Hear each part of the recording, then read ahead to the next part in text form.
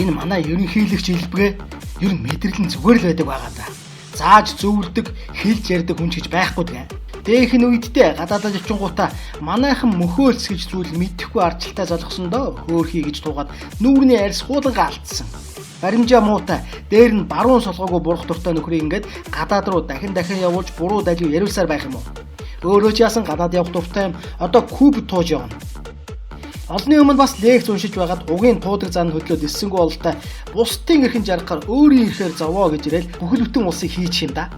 Одоо ухаж ойлгоос зовж дууссан өрөвдөлтөй хүүхчүүд минь дээ. Чаавас та нар л гэсэн үг шүү дээ. За тэгээд араас нь манайх цэцэрлэгийн асуудлаа хүүхэд харах үйлчилгээ гэж чимийг санаачлаад сая шийдчихлээ штэ. Хэмээн гайхуулна. Гүнээрээ юу ч хэвдэ 3 сая хүнтэй 60 сая малтай дэлхийд цөөхөн баялагтай орны ерөнхийлөгч байгаа энэ урт удаан 26 жилийн туршид одоо болтол цэцэрлэг яашлаа шийдээгүй явснаа зарлаж явах юутай тэнэг хэрэг бай. За тэгээ сүүл рүүгээ ам нь халаад ёстой бүл төсрөн гэж бол. Америкийн нэгдсэн улс Кубад эдийн засгийн хориг тавьсан нь маш буруу. Би тэднэрт маш их хэлдэг, байнга ярьдаг гэж ирээл.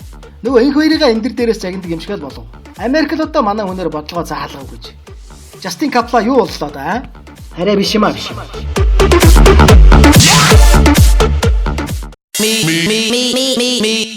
Me